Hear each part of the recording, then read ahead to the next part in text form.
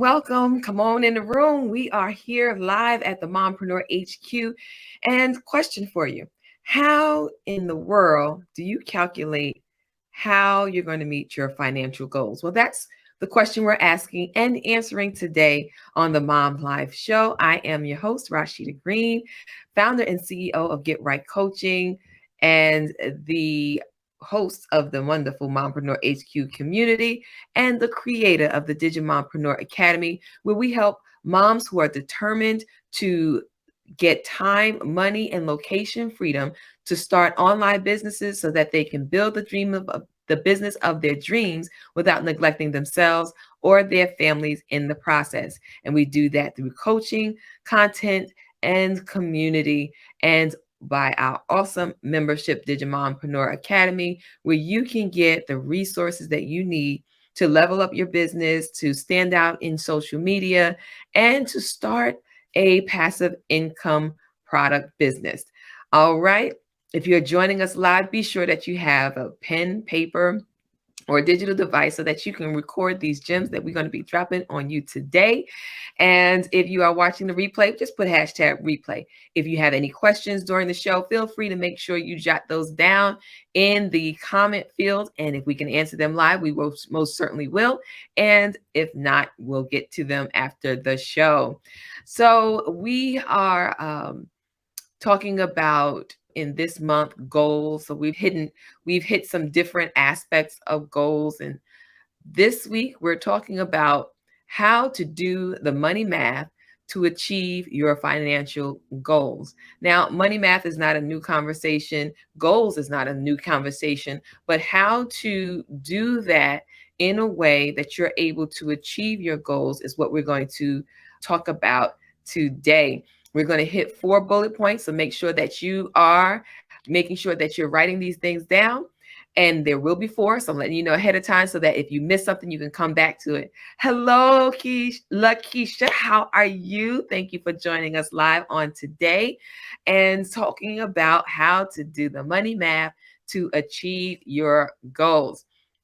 All right. So the first thing that we want to talk about for achieving your financial goals is to determine your financial goals. That's number 1, right? Sometimes we say, "Oh, I want to make more money than I did last year." Well, what does that mean exactly?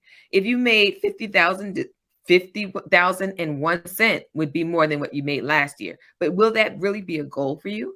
Think about it. What is your financial goal? Once you determine what your financial goal is, then the rest of this conversation would be a lot easier. Most of us don't think of how our choices related to making and spending money affect our financial well-being. These choices that we make could include how you choose to spend a Friday night, which restaurant you choose for your coffee break, as well as where you work and or where you live. Keep these choices in mind before making a budget plan. That's right. I said it. Budget. Would you have showed up for this show had I named it Budget to Achieve Your Goals? Hey, I'm just asking for a friend. Anyway, I want you to determine your financial goals. That's the gist of the first point, number 1. For instance, you may want to retire at 65 and enjoy a comfortable income from your savings. How about having a stash of cash to help you through a few months if you happen to lose your job? I mean, that is one of the things that we talk about as far as financial literacy and being okay, right? Is making sure that you have between 3 to 6 months of your monthly income stored up in a savings account. So that way, if by chance you end up unemployed, I prefer to be unemployable. How about that? Entrepreneurship 101. But if you happen to become unemployed, you should have 3 to 6 months of income in your savings account. So that way you're not stressed out. The only thing should be stressing you out is trying to find a new job, but you're not stressed out about where your money's going to come from to pay the bills that you have in case of emergency. Okay, so that's something that you definitely want to consider just even beyond our conversation today.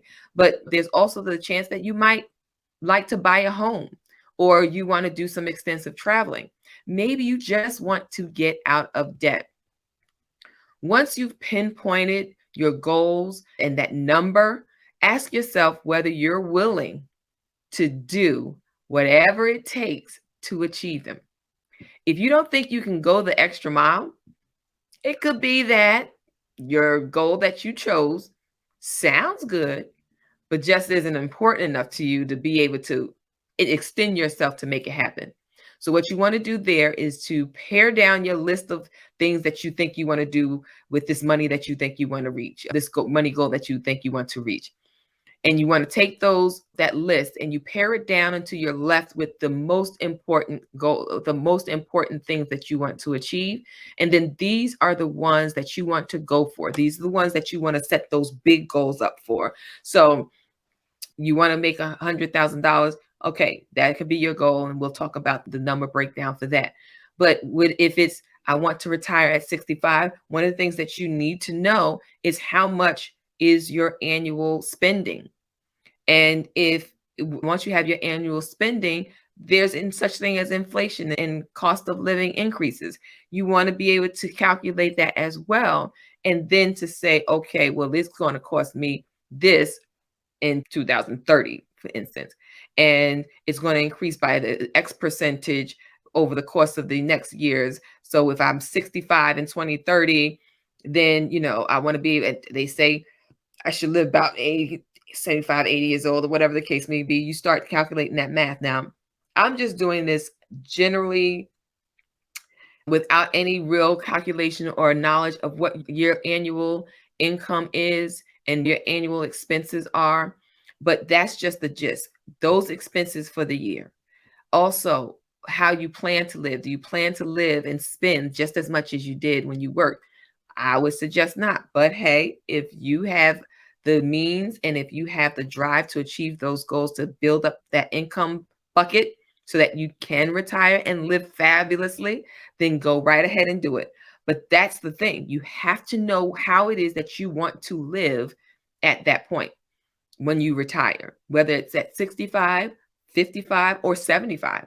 Because I was just talking to a young woman, and the secretary there is 79 years old. She is still working and she enjoys coming in every day. What does it look like for you? If it is about retiring early, I know that one of my girlfriends was talking about retiring early. So what does that look like if you retire early? What is that average age for the expected life?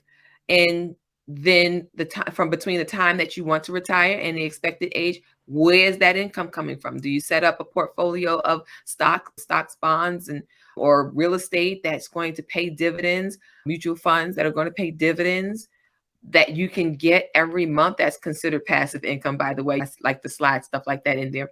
So that's considered passive income. And you want that income to be coming into you every month while you're retired, so that you don't even have to spend your saved money. This is just money that's going to be passive income, passively coming to you every month.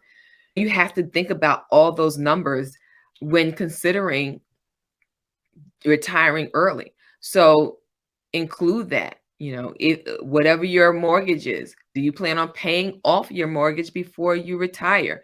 And if so, how will you live? Are you going to live in a home that you paid off? Then great. All you need to do is calculate those home expenses and include that in there. And if you decide, hey, well, I want to live in a facility that has the pool, the gym, the activities, I want to live in a facility that has that, and it costs X amount of dollars per month. Well, you have to calculate for that as well. So when determining that retirement goal, that's where you have to go. You really have to look more into all of the numbers and the life expectancy and the cost of living increase and so forth when getting that. But I'm ahead of myself because that is a goal. That is something, if that is your goal, you definitely need to include that. But right now, I'm just trying to get your goal for 2023, your financial goal for 2023. What is that? It's still going to include some of the same things, like what are your expenses? In order to make your budget, you have to think about your expenses, and then that income. And is your income sufficient enough to cover all the expenses that you have currently? And if not, then what can you do to change that? maybe start a digital product business with Digi Mompreneur Academy so that you can get some passive income. That's an idea. Or you can start a different type of business, or just pick up an extra shift. But we're talking about the busy mompreneur, the busy mom who already is an entrepreneur or looking to be an entrepreneur, not picking up another shift, but actually building a business that's going to be built around her schedule and her flexibility. And even if that includes her baby nap times, then that's the type of business that I would encourage you to seek. However, I am not knocking a full-time job with benefits and security. So if you think that if your current full-time position does not cover the income that you need to be able to support the goal that you have, that's what I meant when I said determining your goals and paring it down.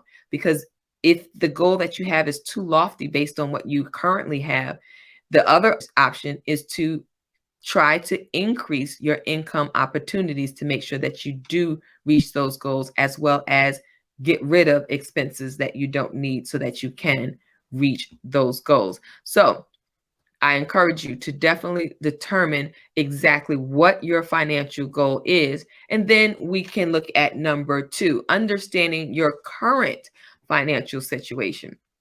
Now, this is the step that really takes work when you're looking at planning a budget, right? You have to understand how money comes in and it goes out. How much cash do you have on hand and how much money do you owe, right? If you're living with family, you want to make this a household discussion, right? It shouldn't just be about you or one person, because financially, it's really not just one person. If you're a family, right? If your income is supporting the family, if you have a spouse in the house who's supporting the family, everybody should be aware of what the financial plan is, because that will help minimize some of those extra costs, right? When kids don't have an understanding of how money is earned and spent, they say things like, well, maybe just my kids, I don't know. They say things like, can we go to Bonefish Grill? For what? Who's paying for that? Like, why are we going to Bonefish? We better get that salmon out the refrigerator and call it a day. Like, Bonefish, who? How old are you? Like, where's your job? And these are things I really have to laugh at and ask, because my little people ask things like that. And I mean, I guess it's our fault, but they have this program where you get rewards at school. You get reward points at school. So if she gets a lot, like one week she had 22, they call them dojo points. So he had 22 dojos in 1 week. And it was like, OMG. So we asked, well, you get to choose what's for dinner tonight. And that was her suggestion, Bonefish Grill. And I was like, oh, okay. All right. But since we asked and that was her reward, we decided to hold up our end of the bargain, and we went to Bonefish Grill. But these are things that kids don't think about, and they just start throwing out things. And mommy, can I get a new coat? You have 2 coats in the closet already. Why do you need another coat? Because this one it got a stain on it. It's called put in the washing machine, right? So if they understand that, hey, these things cost money that you currently don't earn, okay? So you get everybody involved. It also helps with everybody else in the household, even the adults, to say, maybe we shouldn't go out this weekend because we went out on a Tuesday, just a random day of the week, because the movies have a discount on Tuesday. So we go to movies on a Friday, and then be like, oh, come. And then we had Bonefish Grill. We go to movies on Tuesday and then have Bonefish Grill on Friday. And it's like, okay, well, maybe this Saturday we just Netflix and chill because we done spent a little bit this week. So, it really does hold you accountable. It gives you some insight into your finances, and it helps you to achieve your final goal, your financial goal, if everyone is on the same page about what needs to happen with the finances. And if everyone's on the same page with the goals, it helps everyone to be excited about what the goal is. It helps everyone to keep everyone in check. Like, let's not do that because we need to reach this goal. And then it's really just having the conversation and getting everyone on the same page financially really does help, so that the children have a better idea of what to look for when they get older and are on their own, because that's not really taught in the school system. Financial literacy is not really taught in the school system, and children can really get out there. Like, I know when I went to college, all of those credit card companies were live in the building. I mean, they line it up. They give you all these free goodies like water bottles and blankets and whistles and or key holders or key fobs to get you to come sign up for their free credit card offer, only to then put yourself in debt because you were not aware of the consequences, that it was actually money that you spent and now owe, because it was on this piece of plastic card that you just stick in a machine and it paid for things. And that was your limited idea of finances. And so a lot of young people go into debt with that. So having the conversation with your family is absolutely a great way for bonding, as well as educating them so that they are ready for the world. Right now, when we're in this section, we're talking about understanding your current financial situation. You want to document how you earn and spend each month. If you can do it weekly, that's great. But each month you want to look at your financial statements and understand what they are. And also you want to look at your assets as well as debts. So your assets are things that are going to give you equity. So your assets, the biggest one that we know of, that we generally hear about, is your home. A home is an asset.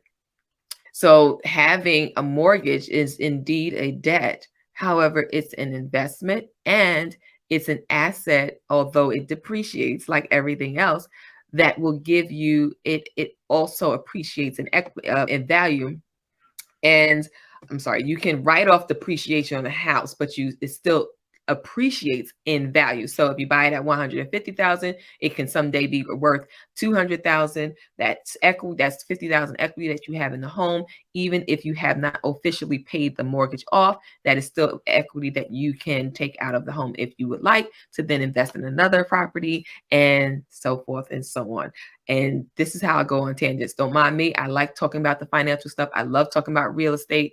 So they kind of all go into what it is that I'm talking about. So I just wanted to share that with you, just in case you didn't know. I do love all these things. So once you do get that all documented and can see it and have a visual image of what it is that you bring in, spend out, or your assets and what assets and liabilities. And once you do that, you'll be able to see why there's a shortfall every month, or how to save more. And one way to do this, like I said, is by tracking your expenses for a couple of weeks or just a whole month, and keep every receipt of your expenses for reference. Now, it's crazy that I put out a post last year at the end of the year about being able to have discipline when it comes to making financial decisions. And 2 people took me up on my offer and said, hey, I want to be able to think about my purchases before I buy them. And so basically you would have to, if you have something that's coming up that you want to purchase, instead of just saying, so listen, I walk past the store, I see a pair of shoes in the window, I want to get those shoes, I'm going to go in the store and buy it. No. The challenge for this month was, you see a pair, walking down the street, you see a pair of shoes you want to buy, you think about it. You consider whether it's necessary.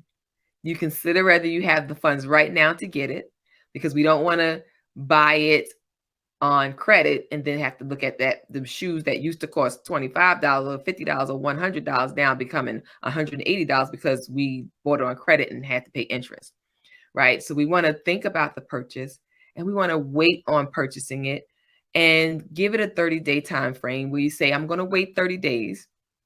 And after 30 days, if it's still important to you, then go ahead and buy it. But if you find that you lived without that for 30 days and you don't really need it and you can live without it, then don't buy it. So there were 2 people that took me up on a challenge for that. And so it's been interesting for me because I did so well up until I didn't. But I did good. I think, what's today, the 18th? So the 16th, I want to say. No, Martin Luther King was the 16th. So the 17th. So I did good until yesterday. Look at that. But that's something to think about as far as your current situation. Don't Find yourself a way to be disciplined so that your budget keeps you disciplined and accountable so that you don't need to go out and buy things that you don't need to have. It might make you feel uncomfortable, but your next step is to identify the habits, the behavior patterns, and attitudes that keep you from achieving your goals, right? There's a such thing as a spending addiction. There's a such thing as not having discipline when it comes to financial things, impulsive buying. These are all things. And then attitudes. I deserve it. I work hard. I made this money. Ain't nobody gonna tell me. Right. Yes, you made it. Yes, you've earned it. Yes, it's your decision. Yes, you're in control. Yes, you are the boss of your money. But if you have financial goals that you're looking to achieve, then there are some things that you need to just pass on. And some things that you can check yourself for is you buy yourself treats when you're feeling blue, when you're feeling down. So that's a condition. And just like some people, they eat when they're sad. That is a condition. That's a habit that you have to really look at. When you reward yourself by splurging when you accomplish something, just because you accomplish something and you have the financial means doesn't mean that you need to spend so much or spend a lot. You smoke, gamble, drink, or have expensive eating habits, like these little kids talking about some bonefish grill.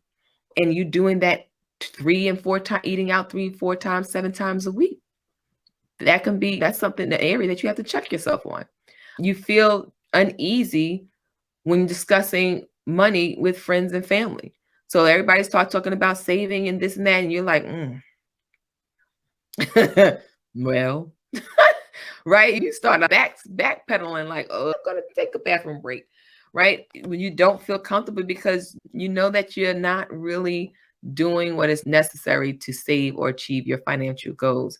And another one would be you're obsessed with saving money to the point that you deprive yourself. So that's like the opposite. You deprive yourself of basic essentials, some things you just need, right? Some things you just need, like food, lights, gas, electricity. But some people find themselves, I'm saving money by any means necessary, and decide I'm going to live off the grid. And that's fine if that's what you want to do by nature. Like you are a nature person. This is what you want to do. You don't want to be plugged into the world. But doing that as an option to not have to spend money, that's a little different. And these are conditions that you need to investigate and check yourself on. And if you feel it's okay to put off saving for a couple of years, that's not cool. You cannot do that. You really need to investigate that emotion a little more, because it's never too early. It's always a great time to save. And if you think you'll lose your savings anyway, like that whole, well, you only live once, I'm not saving nothing for nobody else to fight over when I've died. I've heard these things. That is not necessarily a good habit or thought. And if you have trouble adjusting to unexpected changes in your lifestyle, you have to check yourself. So like I said, compulsive habits like gambling and working extra long hours and drinking may make you feel like you're on a downward slope, and nothing can stop the momentum of your decline. But compulsive habits only offer a temporary fix. When the high is over, you'll find that you're still on a downward slope. If you find yourself in that situation, it's imperative that you make changes. Yeah. And if it is serious enough, I think you should investigate with your employer, And if you're self-employed, seeking free counseling and support. And as for change, no one likes to be shaken up or made uncomfortable with changing in routines. But the reality is you cannot change and expect to stay the same. The only thing, what's the other saying, that is guaranteed is change or something like that. I'll come back to you on that one. But anyway, adjustments must be made and a balance sought when you suddenly find yourself thrust into an unexpected situation, such as having to move into a smaller house. If finances dictate that you move into a small house, move to a small house. Do not try to outlive your means by living in a bigger home and having that debt over your head. Is really not healthy. Also, if you lose your job, get another job. If it's not easy to get another job, then guess what? You have to make changes in your spending habits if you no longer have a job, or if you're dealing with rates or increases. It's smart to have enough money to cover 3 to 6 months of expenses. I said that. And that's what you need to tide you over. We found out that you probably needed more when it came to COVID-19 and that year-long, what do you call it, quarantining. You found out you needed more, but at least have something to start with. And I'm going to move swiftly through point number 3, which is to identify the obstacles to your financial goals. Did I already do that one? I feel like I must have skipped something. I'm sorry. Because of time, I'm just going to go ahead and skip to number 4. I want to identify the obstacles to your financial goals. I think I just named all of those things that I said you have to check yourself about, your spending habits and things like that. So we're going to go with that one. I just didn't highlight it. I apologize for that, not keeping you track. For those of you who are keeping your bullets, make sure you know that number 3 was identifying the obstacles to your financial goals. And those would be those poor spending habits and things that happen in life, like losing a job or mortgage increases or things like that. And then the final one is plan your budget and stick to it. Easy peasy, right? No. Budgeting is not a fancy word. It's not a pretty word because it's not a pretty thing. Unless you are already good at the numbers, it just really can creep up on you.